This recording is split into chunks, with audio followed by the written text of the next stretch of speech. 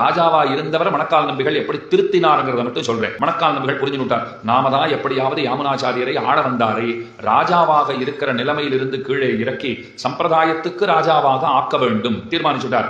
சில முறை அரசனை பார்ப்பதற்கு முயற்சிகளையும் எடுத்தார். கிட்டையே போக முடியல, அப்பாயின்மெண்ட் கிடைக்கவே இல்லை. அவர் என்ன பண்றதுன்னு யோசனை பண்ணார். நேர மடப்பள்ளி சமையலறைக்கு போனார். அரண்மனை சமையலறைக்கு புறப்பட்டு உங்கள் அரசர் விரும்பி உண்ணும் உணவு எதுன்னு கேட்டார்.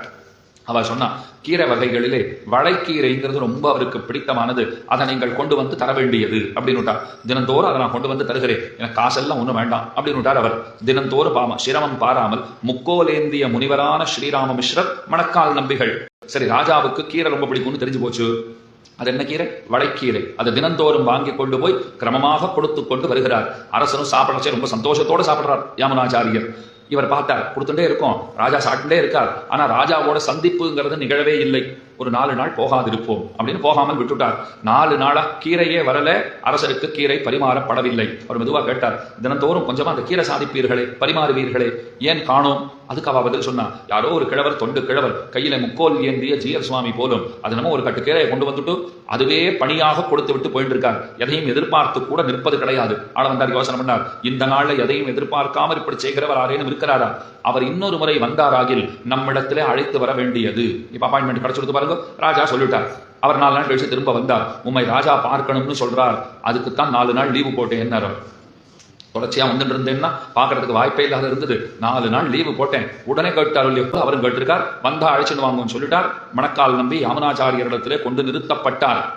அப்பதான் அந்த கீரைக்கு தூதுவளை கீரைன்னு பேர் வந்துதான். இவர் தூது போயிட்டே இருந்தார் இல்லையோ, அவர் அழைச்சிட்டு வரணும்னு தூது போயிட்டே இருந்தார். போய் அப்புறம் பார்த்துட்டு சொல்றார், உங்க தாத்தா ஒரு செல்வத்தை நம்ம இடத்துல கொடுத்திருக்கிறார், அதை கொடுப்பதற்குத்தான் நாம் வந்தோம். ஏன்னா அவர் கேட்டார், எதையும் எதிர்பார்க்காம கீரை கொடுத்துட்டே இருக்கிறே, உனக்கு என்ன வேண்டும் சொல்லும், நான் தருகிறோம்னா. ஐயோ அப்பா, எனக்கு எதுவும் வேண்டாம், உன் சொத்து எங்கிட்ட இருக்கு, அதை கொடுக்கறதுக்கு தான் நான் வந்திருக்கேன். ஆள வந்தார், சொன்னார், அந்த சொத்து எதுவாக வேணும் ஆகுக, நீரே வைத்துக் கொள்ளும், சந்தோஷமாக இரும். பார்க்கத்தான் பாருமே முதல்ல. சரி, அந்த சொத்து ஒரு வார்த்தை பேசி இருக்கிறது. என்னது சொத்து பேசுகிறதா? என்ன பேசியிருக்கு? கீதையினுடைய சரம ஸ்லோகம் 18வது அத்தியாயம் 66வது ஸ்லோகம். அதனுடைய பொருளை எடுத்து சொன்னார். ஆள வந்தார். கேட்ட உடனே அத்தனை பிடிச்சு போச்சு. அதாவது ஸ்ரீராம மிஸ்ரர் மணக்கால் நம்பிகள் எடுத்து சொன்னார். ஆள வந்தாருக்கு அவ்வளவு பிடிச்சு போச்சு. இதுவே இவ்வளவு நன்னா இருக்கே, இதை சொன்னவன் எவ்வளவு நன்னா இருப்பான்னு கேட்டார். அதுதான் சொத்து, காட்டுகிறேன் வா அப்படின்னு அழைத்துக் கொண்டு போனார். திருவரங்கத்திலே ஸ்ரீரங்கநாதனை தரிசிப்பித்தார். கரியவாகி புடவரந்து மிளிர்ந்து செவ்வரியோடி நீண்டவ பெரியவாய கண்களோட கிடப்பவனான பகவான், கண்டவர்களை எல்லாம் மோகிப்பவனான பகவான், அமோகன ரங்கன்னு அவனுக்கு ஒரு பேர் இருக்கும் இல்லையோ, அந்த ரங்கநாத பெருமாளை சேவை பண்ணி வைத்தார். அங்கேயே நெடுஞ்சான் கிடையாக கீழே விழுந்தவர் தான். இனிமேல் ராஜாவாகவெல்லாம் இருக்க போவது கிடையாது. இங்கே தொண்டுகளை செய்து கொண்டு எப்போதும் பெருமானை மகிழ்வித்து மகிழ்பவனாகத்தான் இருக்க நான் ஆசைப்படுகிறேன் அப்படின்னு அப்போதே முடிவெடுத்து விட்டார்.